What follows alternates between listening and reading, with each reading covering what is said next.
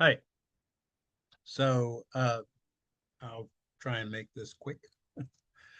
So this is the sort of the history of American parties, and remember, it's going to be influenced by Duverger's law.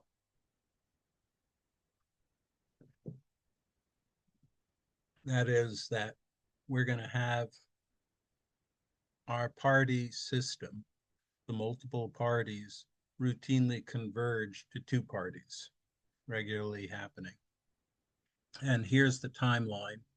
Uh, you can see there's the Federalist period, and, and these are all going to be broken down into different eras or different periods. The first period, second period. But here's the Federalists competing against the Democratic Republicans. This is Johnson, Jefferson, uh, and they die, and we have a little period with just one party, the era of good feelings, and then they we they get their name essentially changes to the Democrats. I'll talk about that in a minute. And we have the Whigs competing against them. They emerge as well. Whigs die, and then we hit this long period with Democrats and Republicans where we are now. So, uh, first period. Oh, before we hit the periods, just over time, you're going to hear certain familiar themes. Uh, and that is certain issues that routinely come up across all of the different parties over time. So the first is the role of the federal government in supporting business, for instance, and encouraging growth. Uh, Tariffs are a big one. Tariffs were things that blocked imports from other countries. And so it helped our businesses, but the people who were buying those things, they were harmed. So over time, often the northeastern large industrial businesses supported these protective tariffs, and the other parts of the country, like the South and the West, that were buying things from overseas, opposed it. Banking, what the role of the federal government should be in supporting, enable, controlling, directing banking in the country to support growth and development, and then infrastructure, roads, bridges, all of that. That was a big theme. States' rights, that is, how much the federal government should do versus how much the states should be doing and retained by states. The civil service is the third one. And at various points of time in the 1800s and now most recently, the civil service was treated in a very partisan way. It was treated as a reward for service to the party or service to candidates, and you would get a job on that basis versus a sort of hiring based on merit and expertise.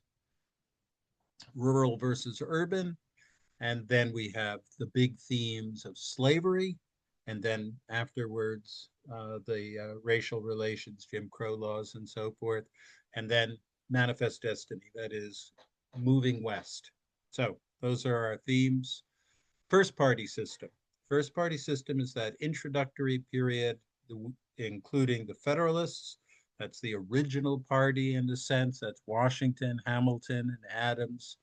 That's they reflected more of that the business. They believed in encouraging growth, using the government as to encourage the development of the country, to develop industrialization. Industrialization, of course, being very different than it is now. And starting after Adams, you have Washington as president 2 terms, then Adams, and Adams' vice president was Jefferson, and he took the country. His orientation was quite different, and he's the start of this Democrat Republican Party, and they are much more agrarian, much more interested, or much less interested in developing business and supporting and business and so forth. You have, as I mentioned, after the Federalists disappear, uh, Jefferson's elected in 1809 or 1808, and I guess actually starts as the election's 1808, starts in 1809, serves 2 terms. And but that period and a little further is the era of good feelings. And then those different factions within that party begin to kind of develop, and it broke apart, and you get the second party system. And the second party system is it really eight Jackson ran in 1824 and lost. And he lost because even though he had more votes, more popular votes, and more electoral college votes, he didn't have enough.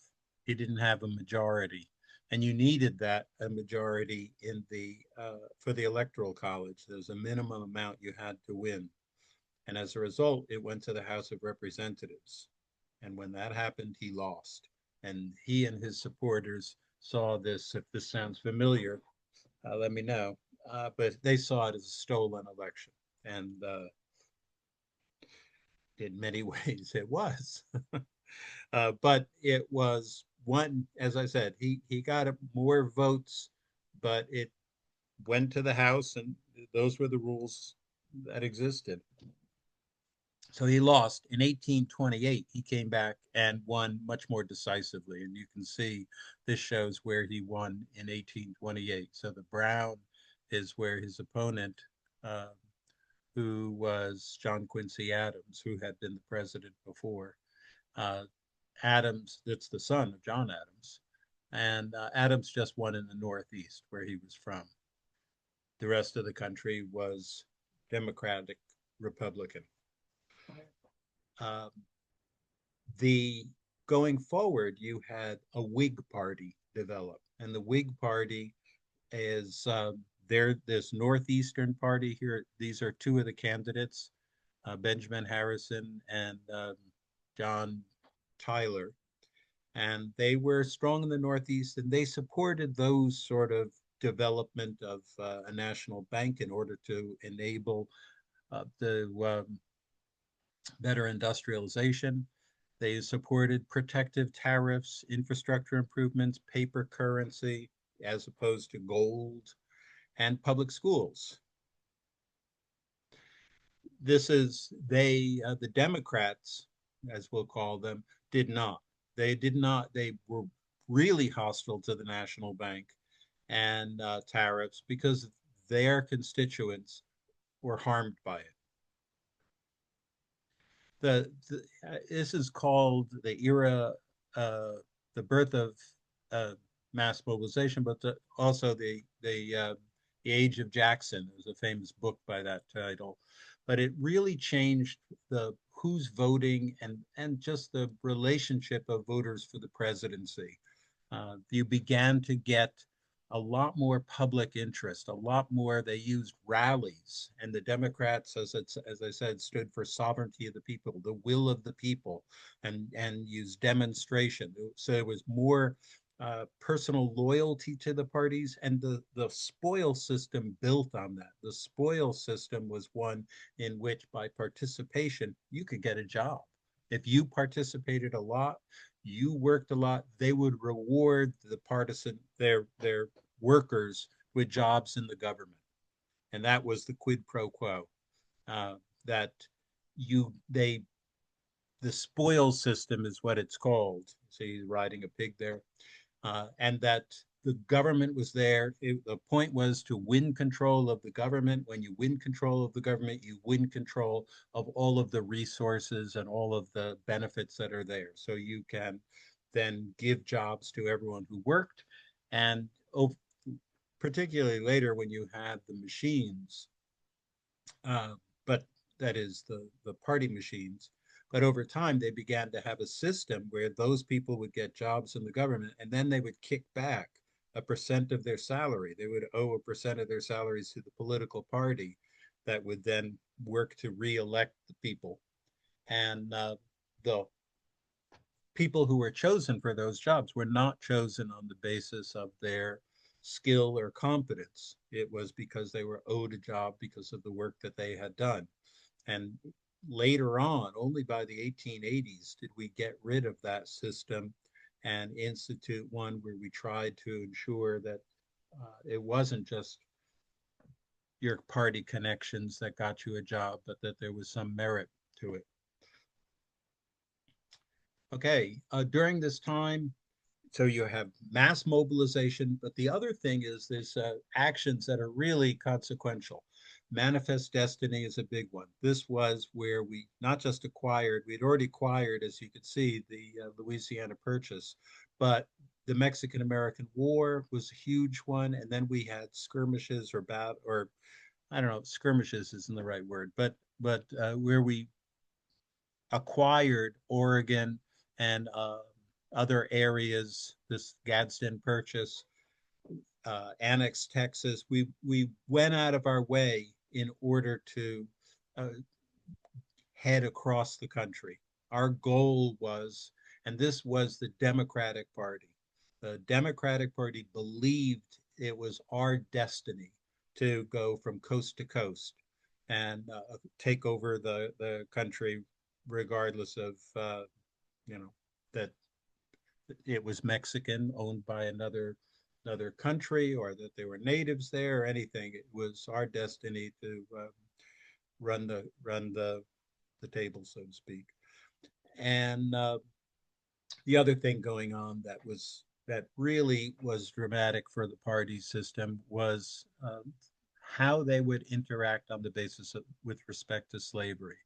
The Whig Party, that was the opposition to the Democrats, was one that spanned both North and South. They had Northern Whigs and Southern Whigs, and they agreed on things as far as the rule of law. They agreed on things about um, protecting the minority interests. They agreed about a stronger federal government. What they couldn't agree upon in the North and the South was slavery. And that broke the party apart. And as they broke apart, you had subsequently the Republican Party emerging. And these were some things that forced them apart. There were compromises. The Kansas Nebraska Act was one, and the Compromise of 1850, but these are ones that tried to previously set in stone. We're not going to allow slavery to expand to new states. So as we add states to the country, we're not the original compromises. We're not going to keep adding more potential slave states. And the Kansas Nebraska Act is one, for instance, that said, well, why don't we let them vote on it? And so those things like that, where it was potentially expanding slavery, was one that the North couldn't accept or wouldn't accept, and that ended up breaking apart the coalition, the Whig coalition, and bringing in the Republicans. And that brings us to the third coalition. 1860, we have the the election of Lincoln, and then subsequently Grant, the general. And this was a party, they won the war. They won the war, and they represented different interests than the Democrats. The Democrats had become sort of partly to fend off attacks on slavery, but they were much more agrarian focused. They were much more interested in protecting rural interests. So they were stronger, especially strong in the South, but they're also strong in the Midwest, whereas the Republicans were the Northerners, and the Northern interests were commercial. It was industrial. The farms that were out there, and they had farms, of course, but they weren't plantations. They were small farms. They were, kind of more the family farm. They were producing things for local consumption, not for export. So we have this over the last portion of the 1800s, this with complete domination by the Republicans. And here you can see the Republicans over this period won 9 of the 11 presidential elections and held the Senate for all but 4 years. That's domination. And what did they want? the Republicans, so they had this mantle of saving the Union. They saved the Union, they abolished slavery, they've got the loyalty of all of the freed slaves, and they took up many of the causes that the Whig Party had believed in, national banks, uh, encouraging railroads that would enhance the ability of industrialization and trade across the country. You know, you could grow wheat in Montana and ship it to New York and overseas.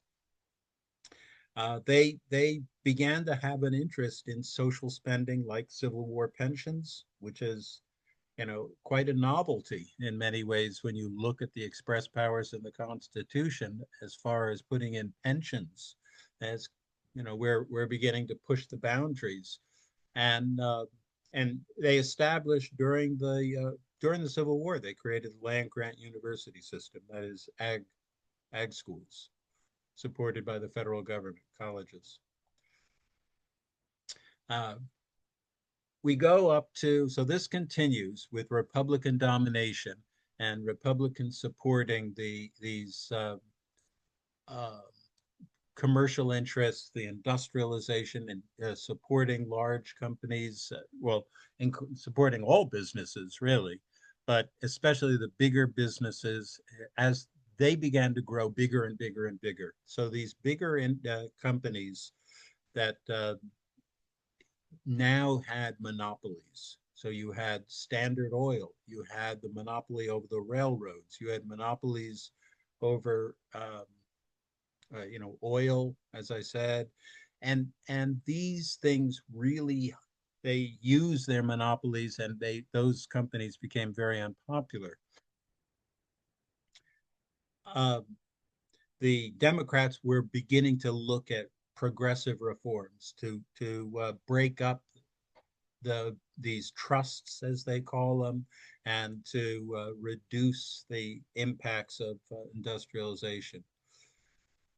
But 1896, we still see this as the Democrat is Williams Jennings Bryan, and McKinley is in red. So he's got the Northeast, but that's where the population is. And the Northeast dominated, and the Democrats continued to lose.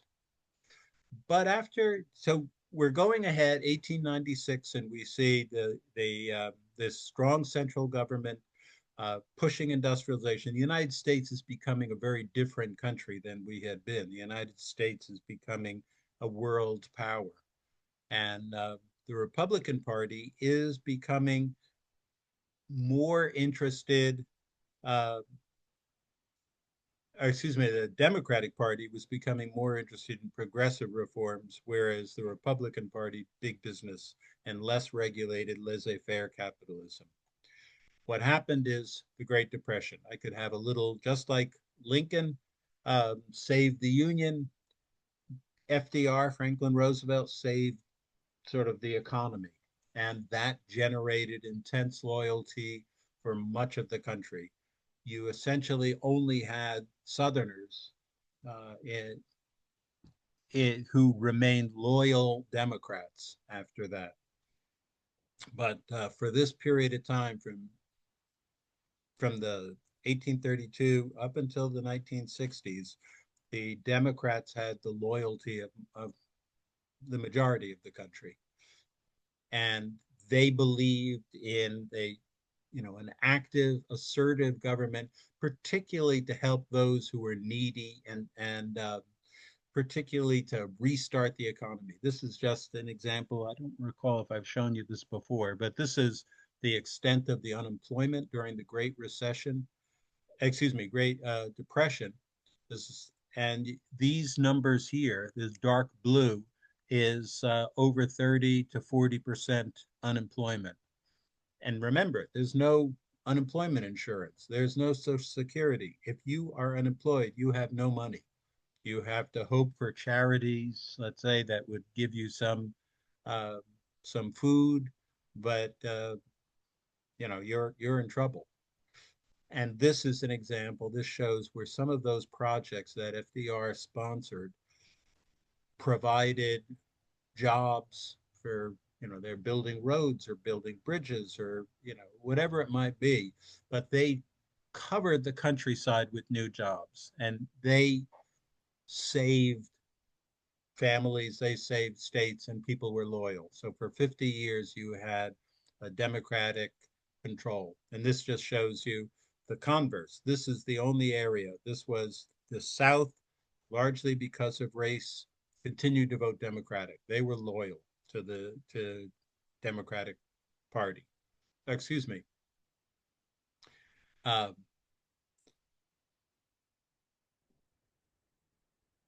anyway, the South had loyalty not just because of race, because of all the other things I was saying. So you could say that's loyal. What happened in 1968? 1968, we have a split of where the Democrats had been controlling the presidency and so forth. 1968, because of race, you had a split, and the South is what I was getting at before. The South no longer was going to be this kind of loyal. You could say this is to 1944. So the South is splitting apart, and they're beginning to embrace the Republican Party, not the Democratic Party, even though the Republican Party had been the party of the Civil War, from the Civil War that beat them. They saw the Democratic Party as supporting the dismantling of Jim Crow laws and the reform, or excuse me, and imposing reforms that allowed blacks to vote and so forth. So we have Southern whites leaving the Republican Party in droves. And we also have religious conservatives beginning to move, uh, starting in 68, but when we hit abortion rights and other sorts of things that happen, you get more movement towards the Republican Party. Parties that had been the Democratic Party up through that period had been very varied in terms of ideology. So you had what were called blue dog Democrats, which were very conservative people who were in the Democratic Party. You also had very liberal people in the Republican Party. The parties were much more mixed, whereas that started to change over time. These are the videos you're watching one of them, and it shows you what I've talked about. Just a last point. There's something called a partisan realignment, and that is when the parties change, who's in the party, who's involved in the party, what they stand for, the ideology, or how strong it is, or if a party is falling apart and being likely to be replaced. All those things are called a realignment. And it makes us wonder if we're in a partisan realignment state right now. Here's an example. Actually, this is really realignment. This is 1920. 1920, you have Harding in red. Okay, so this is the Republican in red, total domination, right? This is during that period where before the Great Depression, and the Republicans are dominating. You just have the Democrats because the Republicans had been in the Civil War, had opposed the South, and Republicans are losing big time. We fast forward 1964. This is Democrats in blue, and now the only places that are Republican are in red. And you can see that's a realignment. That's a real flip in what had happened. And in the who was voting for Democrats versus who was voting for Republicans. Uh, but where we are right now, it's curious because the GOP, the Grand Old Party, is what they call. That's the Republican Party, and they previously believed in lower taxes. Okay, tax cuts. That's not changed too much. Small government, not seeing government reach out and do things and tell businesses what to do or tell universities what to do. It was to be modest, and it was definitely also to believe in free trade, uh, deficit reduction, so not big deficits, and strong defense, especially with Russia and the Soviet Union.